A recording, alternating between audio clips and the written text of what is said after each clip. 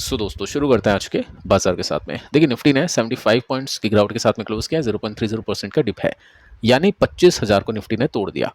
Nifty bank neutral था, mid cap भी neutral था, स्मॉल कैप ने आउट परफॉर्म किया आधे % की तेजी के साथ में। मैक्सिमम जो कंपनीज हैं उनके स्टॉक्स आज प्लस में आके बंद हुए हैं। अब जो भी कंपनीज के स्टॉक्स प्लस में आके बंद हुए हैं, मैक्सिमम है मिड कैप और स्मॉल कैप। अब यहाँ पे रिस्क भी है, रिवॉर्ड भी है। जब यहाँ पे रिस्क फैक्टर काम करता है तो स्टॉक्स ज़्यादा गिरते हैं, और जब रिवॉर्डिंग फैक्टर काम करता है तो स्टॉक्स अच्छी तेजी आपको देते हैं। अगर आपके पोर्टफोलियो में है small and mid cap companies, या फिर आपके पास में म्यूचुअल फंड है, ईडीएफ है, तो आपको पता होगा कि इन कंपनीज में अभी अच्छी खासी ग्रोथ चल रही है। अब काफ़ी कमेंट्स आते थे पहले के समय जब ये दोनों इंडाइसेस ऑल टाइम हाई पर थे कि इनके म्यूचुअल फंड्स के ऊपर बात हो जाए, तो डिस्कशन अपने होते थे काफ़ी क्विक, काफ़ी शॉर्ट, की ऑल टाइम हाई पे है, वैल्यूएशन स्ट्रेच है, और परसेंटेज एनालिसिस के अंदर भी अपने को दिखता था कि कुछ ना कुछ डिप आना चाहिए, एक बबल तो बन रहा है। अब कितना बड़ा डिप होगा, कब रिकवरी होगी, वो किसी को पता नहीं है, तो वो लाइव अपन एक्शन को देख के पता करते हैं। तो अभी के समय आप नोट कर सकते हैं काफ़ी अच्छी रिकवरी के साथ में जो भी फंड्स हैं, पोर्टफोलियोज हैं, मिड कैप स्मॉल कैप के, ये अच्छा परफॉर्म कर रहे हैं।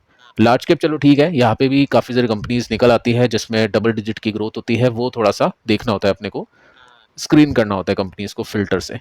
ठीक है, वो सब चीज़ें अपन देखते रहते हैं। यहाँ पे दोस्तों अगर मैं सेक्टर्स की बात करूँ तो यहाँ पे रियल्टी ने अच्छा परफॉर्म किया, सरकारी बैंक ने और फार्मा ने भी काफ़ी अच्छा परफॉर्म किया है। निफ्टी आईटी वीक था, 1% के साथ में नीचे था, तो इसने थोड़ा सा पोर्टफोलियो को डाउन किया होगा, क्योंकि यहाँ पे होते हैं इन्वेस्टर्स के काफ़ी पास में आईटी कंपनीज के स्टॉक्स, आईटी में काफ़ी इन्वेस्टमेंट होता है, फ्यूचरिस्टिक भी है, साथ में डिफेंसिव भी है। अब देखिए मार्केट को लेकर कुछ खास बड़ी न्यूज़ नहीं है, तो सीधा हम टेक्निकल्स पे आते हैं। 24,935 या 945 जो भी है, ये वीकली चार्ट है, तो थोड़ा ऊपर नीचे हो जाता है, उसके आसपास की क्लोजिंग यहाँ पे दिख रही है। देखो एक डब्ल्यू पैटर्न बनता है, एक अच्छा ब्रेकआउट यहाँ पे मिलता है, निफ्टी ऊपर जाता है। इसको थोड़ा सा डिटेल में आपको दिखाऊं तो आप नोट कर सकते हैं कि रेसिस्टेंस को निफ्टी ब्रेक करता हुआ ऊपर जा रहा है। सबसे पहले यहाँ पे एक ब्रेकआउट होता है, सेकंड ब्रेकआउट यहाँ पे होता है, ये तीसरा ब्रेकआउट है। तो पैटर्न कैसा है, 2 दिन जो निफ्टी वीक है, गिरा है, उसके बाद भी दोस्तों पैटर्न है स्ट्रॉन्ग। स्ट्रॉन्ग है पैटर्न, क्योंकि यहाँ पे रेसिस्टेंस ब्रेक हो रहा है, सपोर्ट ब्रेक नहीं हो रहा है। यहाँ पे दोस्तों सपोर्ट ब्रेक कर रहे थे, ये आप देखोगे तो ये सपोर्ट टूटा, उसके बाद में ये सपोर्ट टूटा, उसके बाद में ये सपोर्ट टूट गया। ठीक है, तो ये सब सपोर्ट ब्रेक कर रहे थे, अभी के समय रेसिस्टेंस ब्रेक हो रहा है। अब इसको थोड़ा सा डिटेल में देखें तो कुछ रेंज अपने को पता चलेगी। यहाँ पे 500 पॉइंट्स की रेंज बनी हुई है कहीं ना कहीं, मोटा मोटी आसपास 24,500, 500 की रेंज, 24,500 से लेकर 25,500 की रेंज। तो यहाँ पे अब क्या है, निफ्टी अपने रेसिस्टेंस पे अटक चुका है। जब भी मार्केट ऐसे चलता है तो कुछ प्रॉफिट की बुकिंग होती है। अब यहाँ पे मार्केट इतना चला, ये वाली तेजी आप देखो, ये तेजी देखो, तो यहाँ पे काइंड ऑफ एक प्रॉफिट बुकिंग दिख रही है। रेसिस्टेंस पे क्या होता है, सेलर्स होते हैं जो अपने प्रॉफिट को बुक करते हैं, ये मैं आपको सिखा चुका हूँ। तो यहाँ पे भी प्रॉफिट बुकिंग निफ्टी में दिख रही है। अगर निफ्टी ब्रेकआउट करता है तो नई तेजी की एक्सपेक्टेशंस होगी, और प्रॉफिट बुकिंग थोड़ी सी इतनी इंटेंस नहीं है, इतना कुछ खास पैनिक यहाँ पे नहीं है। रेसिस्टेंस पे सस्टेन करी निफ्टी, विच इज़ गुड। तो देखते हैं दोस्तों आगे क्या होता है, किस तरह की तेजी या फिर मंदी यहाँ पे बनती है। बट अभी के समय निफ्टी अपने रेसिस्टेंस के आसपास है, और पैटर्न को देखें तो पैटर्न भी काफ़ी स्ट्रॉन्ग यहाँ पे बना हुआ है।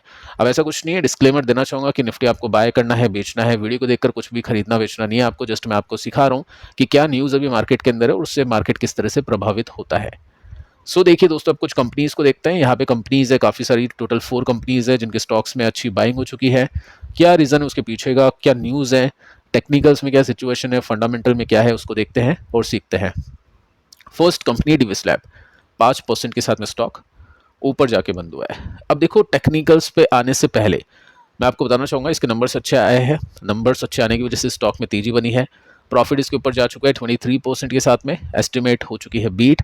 कंपनी ने 30 रुपीज़ का डिविडेंड डिक्लेयर कर दिया है, गुड न्यूज़। साथ में अगर आप देखोगे कितना मतलब गैप है एक्सपेक्टेशंस को बीट करने का, वो भी देखना इंपॉर्टेंट होता है। तो यहाँ पे आप देखोगे 23% के साथ में प्रॉफिट बढ़ के 662 करोड़ का हुआ है।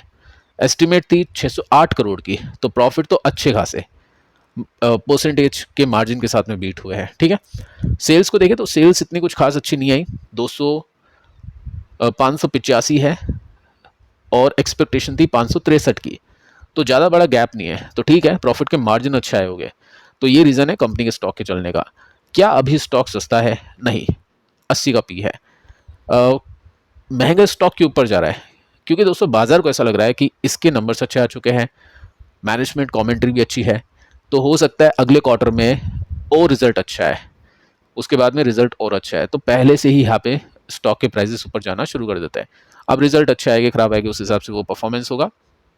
बाकी ठीक है, यहाँ पे महंगा है स्टॉक अभी के समय, लेकिन अच्छी परफॉर्मेंस की एक्सपेक्टेशंस है। एफ ने लिया है, ज़्यादा कुछ खास नहीं, चलो हम न्यूट्रल इसको बोलेंगे। डी का भी कुछ नहीं है, न्यूट्रल है।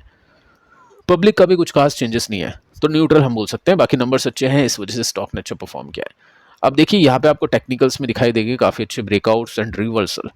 ये स्टॉक अभी गिरा था डाउन ट्रेंड के साथ में, यहाँ पे रिवर्स होता है और वहाँ से स्टॉक हो जाता है 2x डबल।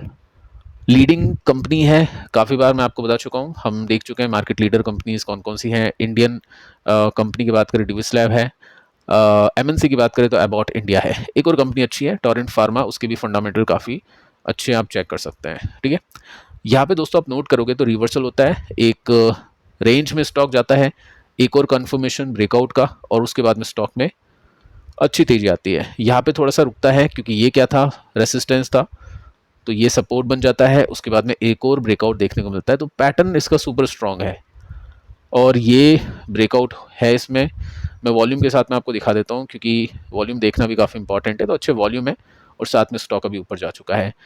सो Q4 के रिजल्ट अच्छे हैं, वॉल्यूम अच्छे हैं, लेकिन एक नेगेटिव पॉइंट की वैल्यूएशन महंगी है, एक्सपेंसिव स्टॉक हो चुका है। लेट्स सी के आगे कैसा परफॉर्म ये स्टॉक करेगा। आगे दोस्तों देखते हैं नेक्स्ट कंपनी जिसका नाम है विनाती ऑर्गेनिक्स। 5% ऊपर जाके स्टॉक ने क्लोज किया है, इसको भी देखते हैं। दोस्तों यहाँ पे नंबर्स हमने इसके देखे थे, डिस्कस किए थे, जिसमें 122 करोड़ का प्रॉफिट आना चाहिए था, 128 का है, तो एक्सपेक्टेशंस बीट हुई है। क्या बहुत बड़े गैप के साथ में हुई है क्या? नहीं, 122 की एक्सपेक्टेशंस थी, 162 तो नहीं है, 128 है, तो कुछ बड़ा गैप नहीं हुआ। तो स्टॉक कैसे चल गया दोस्तों? आज एक इंटरव्यू हुआ, इसकी जो मैनेजमेंट है जिनका नाम है विनाती, उनके साथ में एक इंटरव्यू होता है और उसमें गाइडेंस अच्छी आती है इनकी तरफ से। ये आप देख सकते हैं, यहाँ पे फोरकास्ट इनका है 15 to 20% रेवेन्यू ग्रोथ की 3 साल तक। तो 3 साल की बड़ी यहाँ पे फोरकास्ट की है, बात की है। इनको दिख रहा होगा इनके क्या एक्सपेंशन से कितनी ऑर्डर बुक है, कैसे कैसे रिस्पॉन्स मिल रहे हैं इनके क्लाइंट की तरफ से। कुछ नए प्रोडक्ट्स कंपनी लॉन्च करेगी, 5 नए प्रोडक्ट्स यहाँ पे कंपनी डेवलप करी है, जो कि इनकी एक सब्सिडियरी कंपनी है VL ऑर्गेनिक्स, इसमें आएंगे। अब ये ऑफर करेगी फार्मास्यूटिकल को, एग्रोकेमिकल को, प्लास्टिक इंडस्ट्रीज को। तो पोटेंशियल काफ़ी अच्छा दिखता है इसमें, 100 करोड़ का रेवेन्यू आना चाहिए, ऐसी एक्सपेक्टेशंस यहाँ पे है। और साथ में ये भी दोस्तों मेंशन कर रखा है कि स्ट्रॉन्ग डिमांड है, 25-26 हम बोल सकते हैं। इसमें ATBS इसकी फुल फॉर्म आप देखोगे तो यहाँ पे आपको दिख जाएगी। स्केलेबल है ये प्रोडक्ट, स्टेबल परफॉर्मेंस इसकी, और उसकी वजह से एक्सपेक्टेशंस इसमें अच्छी है। अब यहाँ पे क्या होगा मार्जिन में, क्योंकि जब सेल्स की ग्रोथ कंपनी देगी 15 to 20%, तो प्रॉफिट के मार्जिन अगर घट गए तो मतलब नहीं है। तो प्रॉफिट के मार्जिन की एक्सपेक्टेशंस है 26 to 27, जो अभी है, नीचे नहीं जाएंगे। इसीलिए बाजार ने इसमें अच्छी तेजी आज दिखाई है। अब इसमें एक बार हम फंडामेंटल्स भी देखते हैं, क्या कुछ है इसमें, महंगा है सस्ता है दोस्तों। हम बोलेंगे कि ना ही बहुत महंगा है ना ही बहुत सस्ता है, 46 का पी रेशियो है। साथ में आप देखोगे ना तो एफ ने बेचा है और डी ने लिया है। सो लेट्स सी कि आगे अगले कुछ क्वार्टर्स में अच्छे नंबर्स आते हैं, एक्सपेक्टेशंस बीट होती है, तो एफ यहाँ पे वापस से बाइंग मोड में आते हैं या फिर नहीं। बाकी अभी तो डी के दम पे स्टॉक चल रहा है, सपोर्ट लिया है इसने 1500 पर, डबल बॉटम यहाँ पे बना। रेसिस्टेंस आप देखोगे तो ये है, इसमें गैप अभी बाकी दिखता है। लेट्स सी कि कैसा परफॉर्म ये करता है। 23 रुपीज़ के आसपास का रेसिस्टेंस आप इसमें नोट कर सकते हैं। एक स्विंग का पैटर्न तो बना है, जैसे डाउन ट्रेंड है, यहाँ पे ब्रेकआउट और ये ब्रेकआउट, तो रिवर्सल यहाँ पे स्पॉट हो चुका है। देखते हैं किस तरह से परफॉर्मेंस स्टॉक करता है। आगे चलते हैं, नेक्स्ट कंपनी Zentek, 5% का जंप है। सो यहाँ पे दोस्तों नंबर्स अच्छे आए हैं और ये रीज़न है स्टॉक के चलने का। आपने देखा होगा काफ़ी पहले से स्टॉक चल रहा है 5% के अपर सर्किट के साथ में, आज प्रॉफिट इसका बढ़ चुका है 190% के साथ में, 2 रुपीज़ का डिविडेंड है, ये है इसके पीछे का रीज़न। साथ में दोस्तों आप देखोगे तो यहाँ पे ये पहले ही बोला जा चुका था मैनेजमेंट की तरफ से कि डिफेंस सेक्टर के अंदर स्ट्रॉन्ग ऑर्डर फ्लो होने वाले हैं, क्योंकि इंडस्ट्री का मूड अभी काफ़ी पॉजिटिव हो चुका है। अपनी जो टेक्नोलॉजी है, जो भी चलो अपन ने इम्पोर्ट किया था S-400, उसके अंदर अपन ने भी DRDO जो अपनी मैनेजमेंट जो अपनी डिफेंस टीम है, उन्होंने भी उसमें काफ़ी एडवांस फीचर को ऐड किया था, जिसकी वजह से वो काफ़ी कैपेबल बन चुका है।